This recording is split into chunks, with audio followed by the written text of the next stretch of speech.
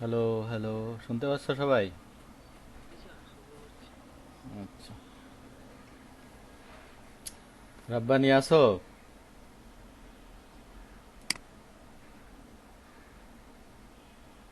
জি sir, আছি। আচ্ছা, তোমাদের বাসায় নয়েজ থাকলে মাইকটা অফ করে রেখো, হ্যাঁ? প্রয়োজনে চালায় কথা বলি। ওকে। জি স্যার।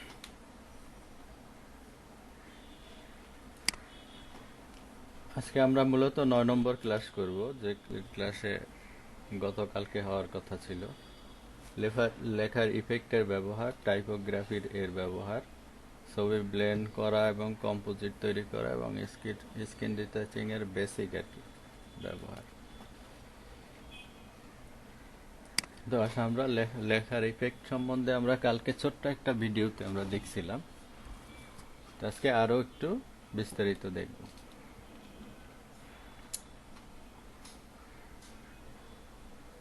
তো প্রথমে আমরা চেষ্টা করব যে এই বইয়ের উপরে লেখা কিভাবে আমরা প্লেস করতে পারি। সাপোজ আমার এখানে একটা লেখা আছে, আমি আগেই রেডি করে রাখছি।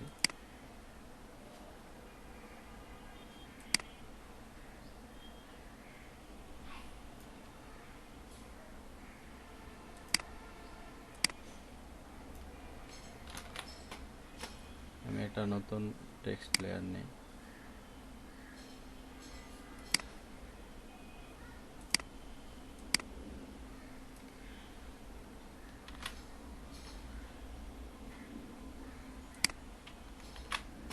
টেক্সটের কালারটা আমি হোয়াইট নেই আপাতত।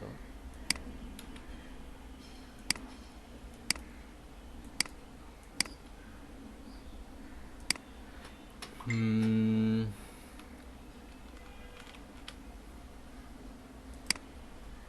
টেক্সট টাইপটা চেঞ্জ করি, সুন্দর লাগে না।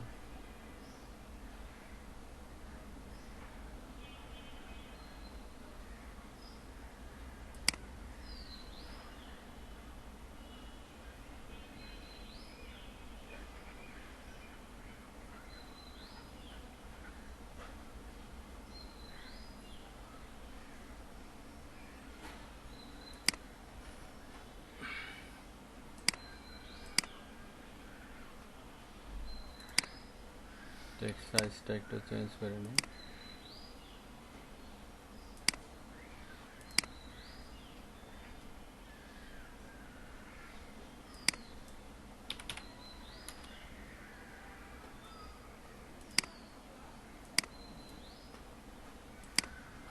একটু ছোট করে নিই।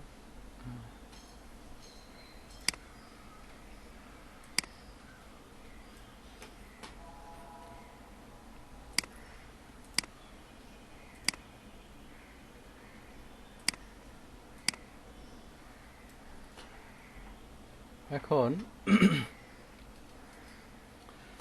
লেখাটার কালারটা আমি কিছুটা চেঞ্জ করি, সাপোজ। আচ্ছা, থাক, এভাবেই থাক আপাতত। তারপরে এটাকে আমি স্মার্ট অবজেক্ট তৈরি করে ফেলি। টেক্সটটাকে রাইট বাটন ক্লিক করে কনভার্ট টু স্মার্ট অবজেক্ট। তারপর আমরা ট্রান্সফর্ম করি। আমরা তো জানি কিভাবে অল্টার চাপ দিয়ে ধরে এটা সুন্দর করে প্লেস করতে পারি, বইয়ের মতো। বই যেভাবে আছে, কেন এটা তো এইদিকে গেছে, এটা সুন্দর করে একটু বসাই দিলাম। ঠিক আছে,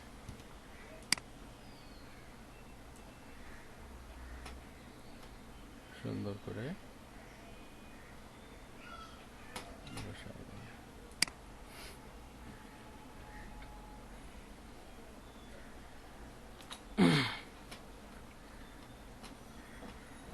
এবার আসো, কালারটা একটু ফ্যামিলিয়ান করি, যে ছবিতে যেভাবে যেরকম কালারে হোয়াইটটা এখানে যায় না। তো সেহেতু কালারটা আমার একটু ফ্যামিলিয়ার করতে হবে। সাপোজ এইখানের যে কালারটা, আমি এটা ইউজ করতে পারি।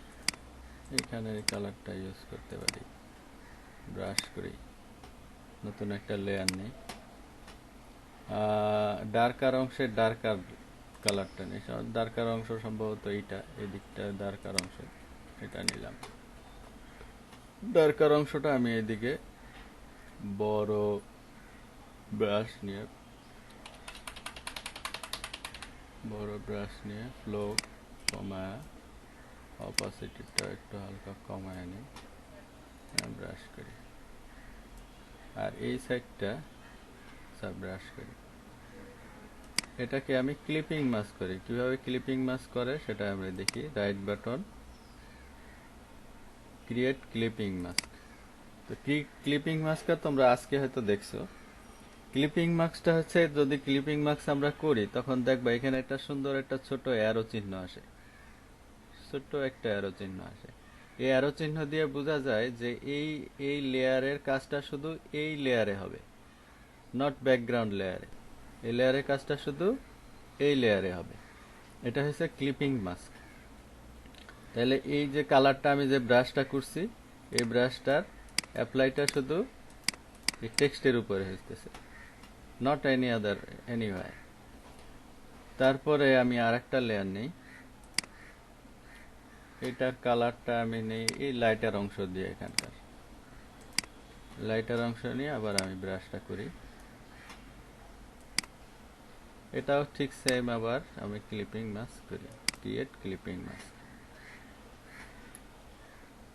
তাহলে কি হলো, আমার এই কালারের সাথে পুরা বইয়ের একটা ভাব চলে আসছে যে এই কালারের সাথে এটার একটা ম্যাচিং আছে। এরপরে আসো, আমরা কিছু ইফেক্ট দেব। এটার ইফেক্টটা কি দেবো, এফেক্টসে গিয়ে আমরা কিছু ইফেক্ট দেব। বেভেল এম্বোস দিতে পারি, হালকা সাইজটা ছোট করে দিই।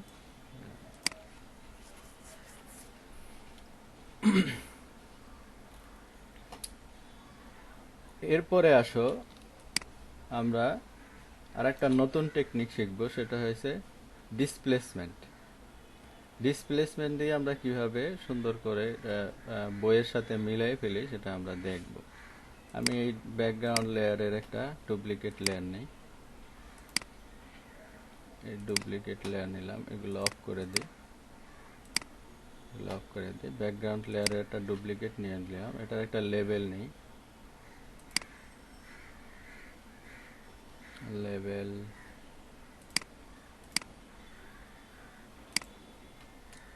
লেবেল দিয়ে আমি লাইটার অংশ আর একটু লাইট করি, ডিপ ব্ল্যাক অংশ আর একটু ডিপ করি, এটাকে পয়েন্টটাকে আরো সরাইয়ে দিবে। তাইলে আমার এখানে ডিটেইলগুলো স্পষ্ট দেখা যাবে। ঠিক আছে, এরপরে এইটাকে আমি একটা ফাইলে সেভ করি। এটার নাম দেব সেভ এস, এটার নাম দেব ডিসপ্লেস, এটার নাম দেব হচ্ছে ক্লাস 9, নাম দেব হচ্ছে ডিসপ্লেস পিডিএফ, পিএইচডিতে সেভ করব, নাম দেব ডিসপ্লেস, DISPLACE, ডিসপ্লেস পিএইচডি। ঠিক আছে, আমার এটুকু করার পরে ওইটা আর একটা ফাইলে যেহেতু সেভ করছি, আমার এখন এখানে দরকার নেই, আমি এটা ডিলিট দিয়ে দেব। ঠিক আছে, আমরা সেই আগের জায়গায় চলে আসলাম। এবার আমরা ডিসপ্লেসমেন্টটা করব। আমরা করবা কি, এই ভিজিবল লেয়ারটাকে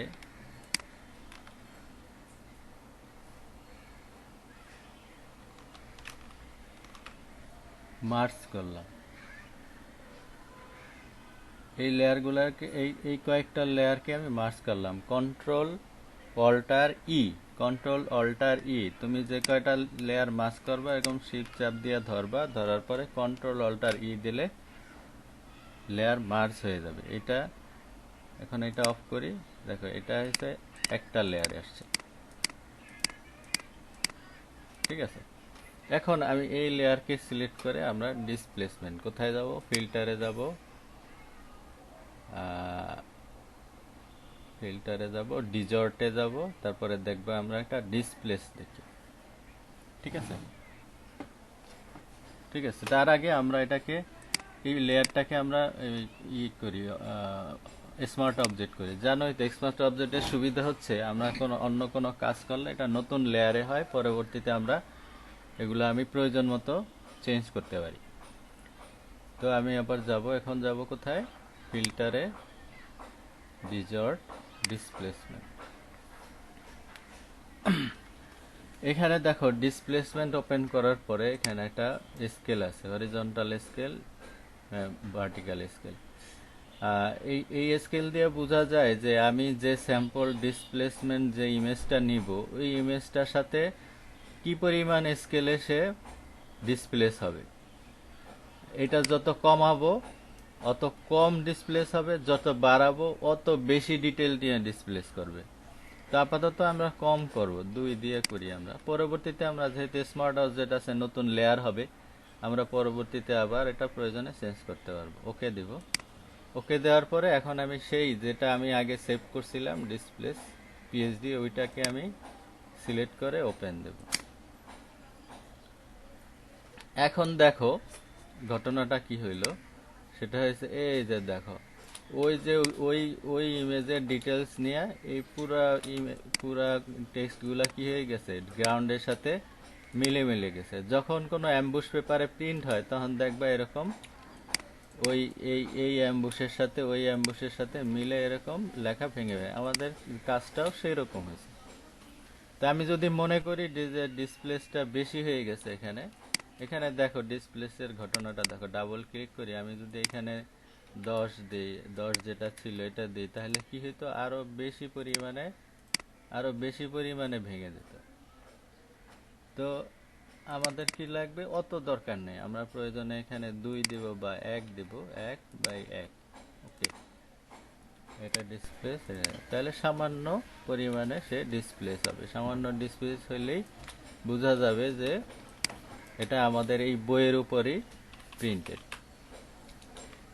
আর যদি ডিসপ্লেস বেশি হার্ড এজ থাকে তাহলে তো বোঝা যাবে লেখাটা বসাইছে, কিন্তু এখন দেখবা যে লেখাটা বসানো না, এখন বোঝা যাবে যে ওই লেখা এই ইসের উপরে প্রিন্ট হয়েছে। এরকম একটা এনভায়রনমেন্ট তৈরি হবে। এখন প্রয়োজনে আমি ফিলটা কমায় দিতে পারি, ফিলটা কমায় দেই হালকা, অপাসিটিটা হালকা একটু কমায় দিলে ব্লেন্ডিং হবে। ঠিক আছে, তো এইভাবে আমি একটা বইয়ের উপরে লেখা সুন্দরভাবে ডিসপ্লেস করতে পারি। আমি প্রয়োজনে বেবেল এমবুসটা অফ করতে পারবো, যদি ফ্ল্যাট লেখো বেবেল এমবুসটা অফ করলে লেখাটা আরো সুন্দর হতো। এনিওয়ে, এখনো খারাপ না, ভালোই। এটা হচ্ছে কিভাবে একটা বুক কভারের উপরে টেক্সট আমরা সুন্দরভাবে ইফেক্ট ব্যবহার করে ব্যবহার করতে পারি। বুক কভার টেক্সট প্লেসমেন্ট।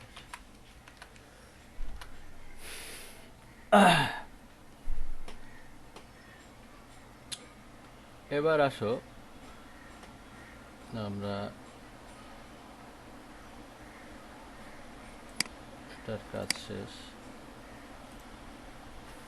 টাইপোগ্রাফির আরো কিছু আমরা দেখব।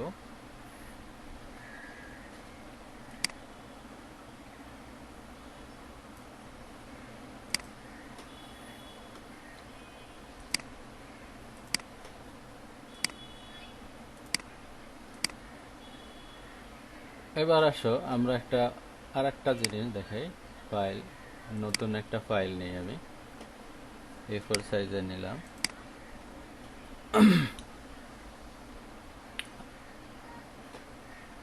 আমরা একটা টাইপ সাপোজ নিলাম LOVE, কন্ট্রোল T, আমি এটা একটু বড় করলাম।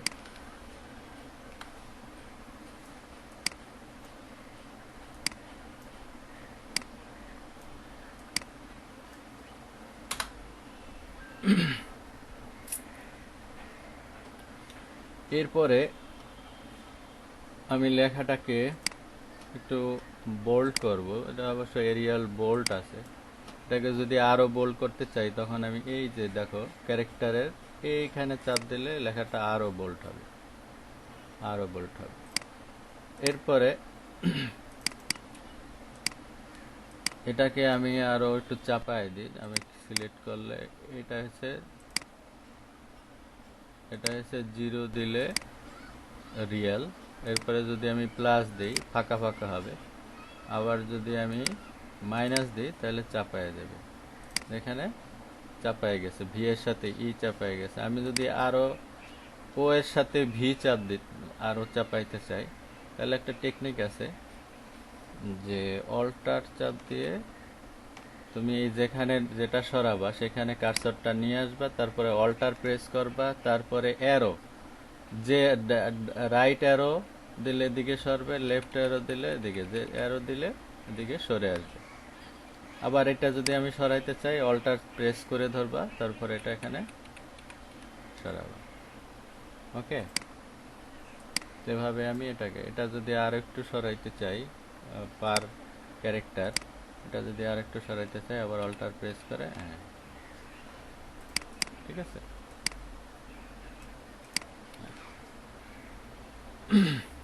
এবার আসো এই লেখার ভিতরে ইমেজ কিভাবে আমরা নিতে পারি। সাপোজ এই ইমেজটা আমি নিব, এই ইমেজটা আমি মুভ টুল দিয়ে আমি ওইখানে নিয়ে যেতে পারি। মুভ টুল, এই যে মুভ টুল প্রেস করে ক্লিক করে টান দিয়ে এইখানে এনে ছেড়ে দিই, ব্যাস, ঠিক আছে। তারপরে আবার বলে দিই, এটা আনার পরে তুমি কি করবা, সেই একটু আগে যে বলছিলাম যে সেটা হচ্ছে ক্রিয়েট ক্লিপিং মাস্ক। এখানে ক্রিয়েট ক্লিপিং মাস্কে ক্লিক করলে এটা কি এই টেক্সটের উপরে অ্যাপ্লাই হয়ে যাবে। তাহলে আমাদের কি হলো, ইমেজের মধ্যে আমাদের সেই ইমেজটা বসে, টেক্সটের মধ্যে ইমেজটা বসে গেল।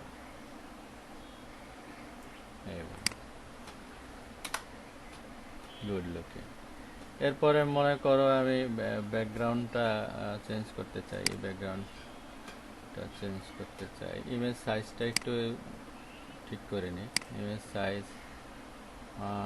300 ঠিক আছে।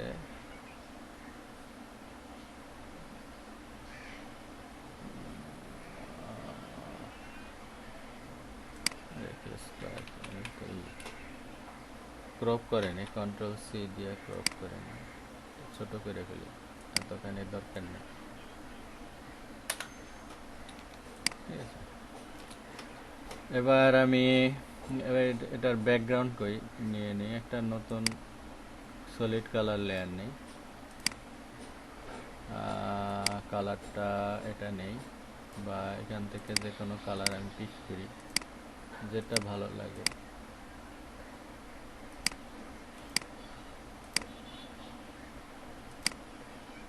এটা খারাপ লাগে না, ভালোই লাগে। এরপরে আমি লেখায় আরেকটু ইফেক্ট দিই, যেমন বেভেল, এমবোস বা ড্রপ শ্যাডো দিই, একটু ড্রপ শ্যাডো দিয়ে দেখি কেমন লাগে। ড্রপ শ্যাডো নর্মাল, এটা একটু বাড়ায় দাও, ডিস্টেন্স হালকা, ডিস্টেন্সটা বাড়ায় দিই, সাইজটা এরকম থাক।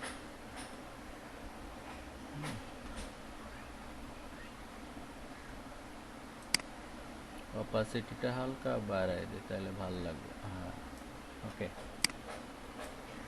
এবার দেখি বেবেল দিলে কেমন লাগে।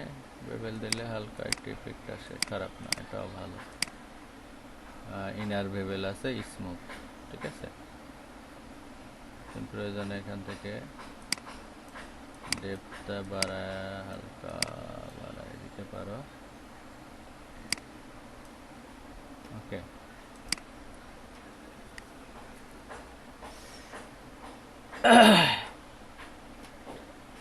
তাহলে আমরা টেক্সটের মধ্যে কিভাবে একটা ইমেজ আনে এবং ইফেক্ট দিয়ে তৈরি করা যায় একটা ইমেজ, এটাও আমরা শিখলাম। এটা আমি সেভ দিয়ে রাখি, লাভ।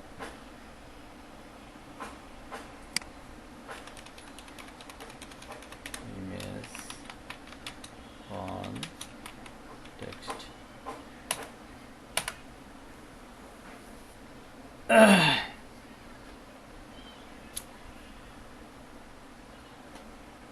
এরপরে আসো আমরা টেক্সটের তারপরে এখানে অনেক ধরনের ইফেক্ট তোমরা ইউজ করতে পারো, তোমরা নিজেরা করে করে আমাকে নেক্সট ক্লাসে দেখাইবা সবাই। ঠিক আছে, নেক্সট ক্লাস কালকেই হবে, বলো।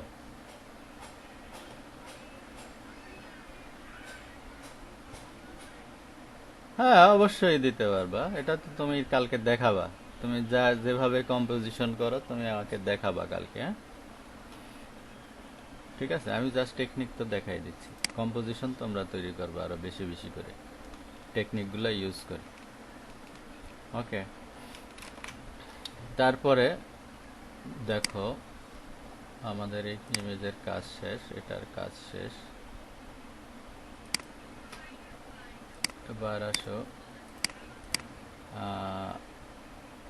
এবার আসো ছবি ব্লেন্ড কম্পোজিট তৈরি করা।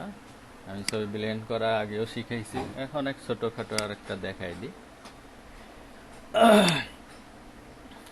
আমার এখানে তিনটা ছবি আছে, এই একটা এবং একটা। আমি এই তিনটা ছবি দিয়ে ছবি ব্লেন্ড করে একটা নতুন একটা ইমেজ কম্পোজিশন তৈরি করব।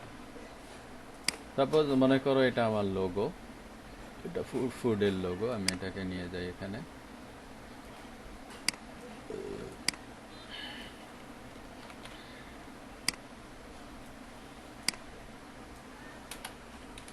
ঠিক আছে। এটাকে আমি ইফেক্ট দেই, সাপোজ বেভেল অ্যাম্বুশ দেই, বেভেল অ্যাম্বুশ।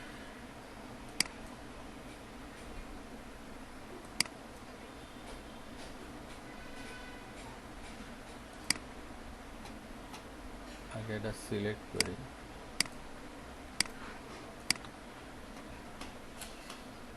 এরপরে আমি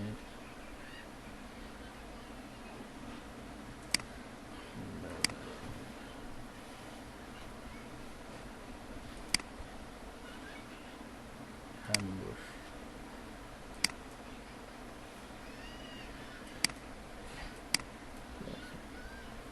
আমি ফিলটা অফ করে দিই, এটার ফিলটা নান করে দিই। এটা জাস্ট কম্পোজিশন, তুমি অন্য কিছু করতে পারো, আমি এটা করলাম আর কি। আমি বেভেলটা আর একটু চেঞ্জ করি, বেশি বড় লাগে, সাইজটা এরকম করে দিই।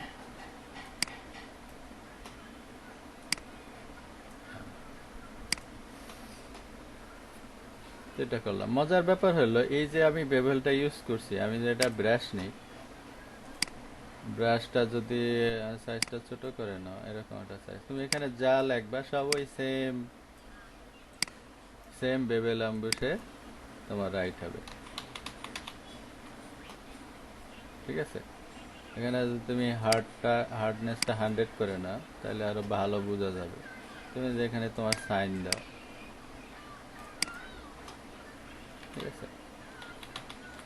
তুমি এটা আরো ছোট করে নাও তাহলে আরো সুন্দর হবে, ঠিক আছে।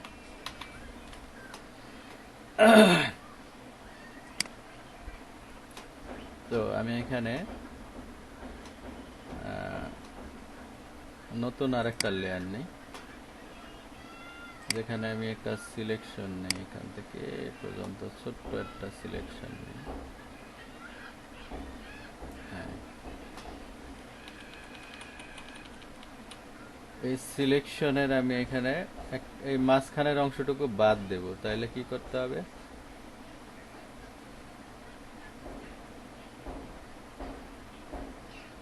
সাবট্রাক্ট ফ্রম সিলেকশন, এটা চাপ দিয়ে আমি এইখান থেকে এটা সিলেক্ট করব, তাহলে দুই সাইডে আমার এতটুকু হইল। হওয়ার পরে আমি কিন্তু সেম বেভেল এমবোসটা কপি করতে পারি। কিভাবে কপি করতে পারি, এখানে অল্টার চাপ দিবা, এফএক্স এর কাছে আসে অল্টার চাপ দিবা, অল্টার চাপ দিয়ে প্রেস দিয়ে এই লেয়ারে এনে ফেলবা, তাহলে দেখবা সেম এই ইফেক্টটা এটার আন্ডারে হয়ে গেছে, বেভেল এমবস। ঠিক আছে,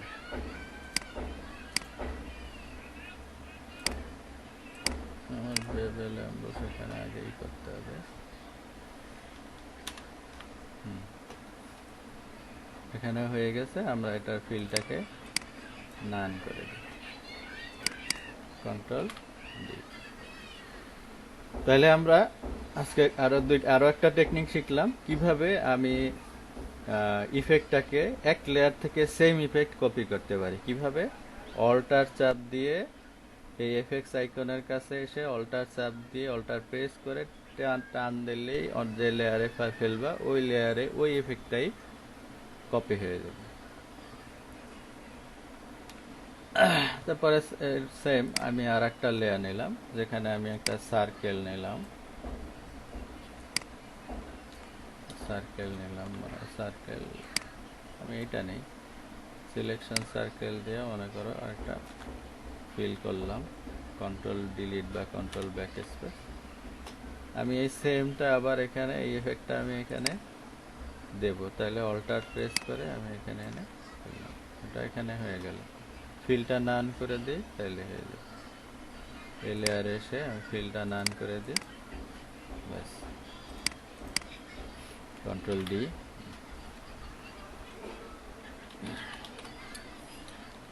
এরপরে আসো, এটা সাপোজ আমার মনে করো আমার লোগোর ওয়ার্ক শেষ, এবার আমি মেনু বসাবো। এখান থেকে একটু মেনু এনে আমি বসাবো। সাপোজ আমি এখানে মেনু একটা সিলেক্ট করি, পেন দিয়েও সিলেক্ট করতে পারি, অথবা যা দিয়ে তোমার সুবিধা হয়। আমি এখান থেকে এটা সিলেক্ট করি, এখান থেকে এ পর্যন্ত নেই,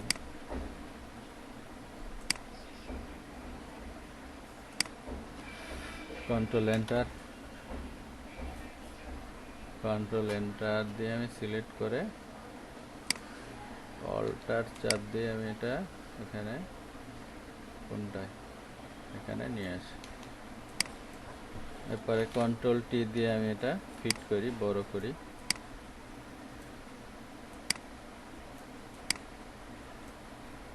টেক্সট লাইনটা সামান্য সোজা করি এভাবে, হ্যাঁ, কন্ট্রোল এন্টার। তারপরে এটাকে আমি কি করব, লেয়ারটাকে মাল্টিপ্লাই করে দেব যাতে ব্লেন্ড হয়। মাল্টিপ্লাই করার পরেও দেখা যায় হালকা এখানে হয়ে গেছে, রয়ে গেছে। তাহলে আমি একটা লেভেল নেব, এখানে গিয়ে লেভেলে গিয়ে আমি লেভেল শুধু এই লেয়ারে, সেক্ষেত্রে কি করতে হবে, ক্লিপিং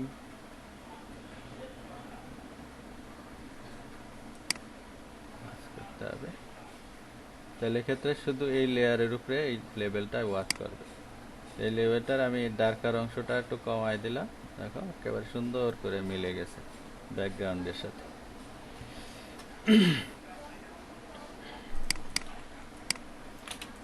তাহলে একেবারে মনে হয় না যে আমি অন্য কোথাও থেকে আনছি, জাস্ট একেবারে এখানেই ফিট হয়ে গেছে।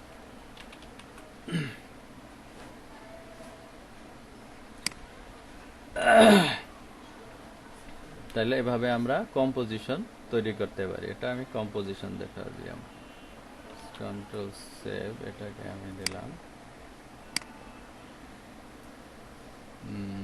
ক্লাস 9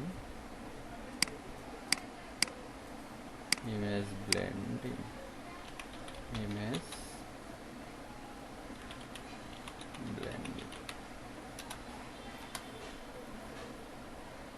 আচ্ছা,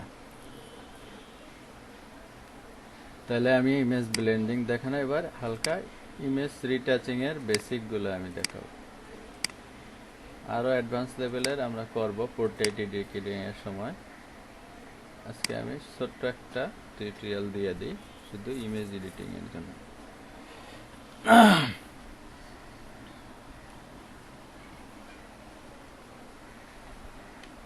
একটা ছবি আছে আমার এখানে, তা আমরা ইমেজ এডিটিং করতে পারি, এটাকে কি কি করতে পারি আমরা দেখি।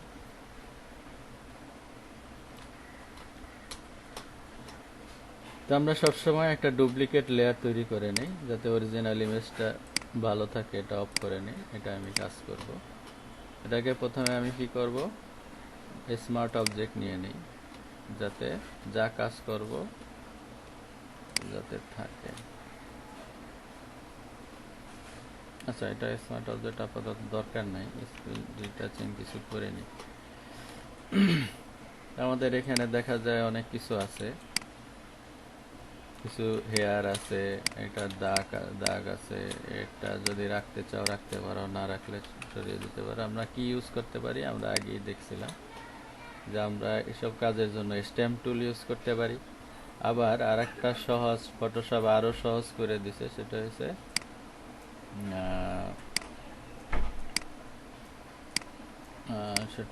তোমার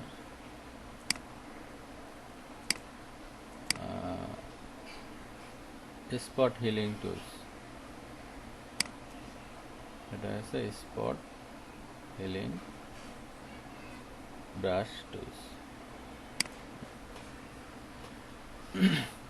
এটা নতুন একটা লেয়ার নাও, সেই লেয়ারে কাজ করো যাতে অরিজিনাল ছবিটা নষ্ট না হয়।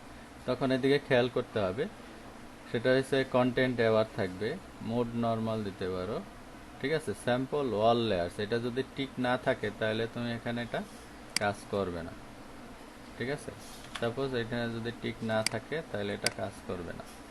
আর যদি এখানে স্যাম্পল ওয়াল লেয়ারস মানে নিচের লেয়ারগুলো থেকে স্যাম্পল নেবে, তখন এটা কাজ করবে। খুব ম্যাজিকের মতো কাজ করে। তারপরে এটাকে তুমি আরো ছোট করে নাও, ব্রাশ আরো ছোট করে নাও, নিয়ে তুমি চুলের উপরে ব্রাশ করো সুন্দর করে, এক টান ব্রাশ দাও, চুল চলে যাবে। হ্যাঁ, খুব ম্যাজিকের মতো কাজ করে। তোমার যেখানে যেখানে এরকম চুল পালাই দেওয়ার দরকার আছে এটা ফেলে দিবে।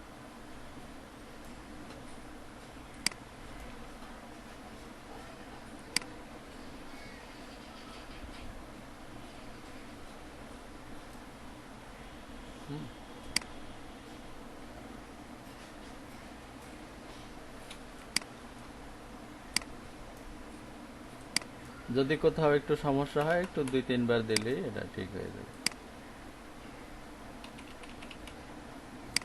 আর যদি একবারেই প্রবলেম হয়, এটা দিয়ে হয় না, আমি আগেই বলছিলাম, তখন তুমি স্ট্যাম্প টুল ইউজ করবে। তুমি প্রয়োজনে এই যে আইয়ের নিচে যে লাইন যদি বেশি দেখা যায়, মেয়েরা এটা খুব বেশি পছন্দ করে না, বয়সের চাপ পড়ে, সেটাও তুমি ফেলে দিতে পারো এরকম। হ্যাঁ, কমাই দিতে পারো।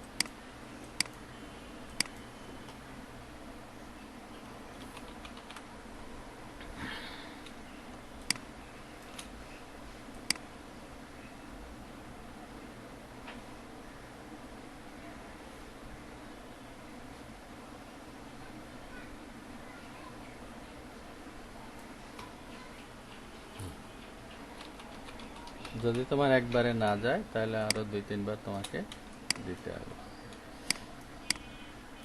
ওকে,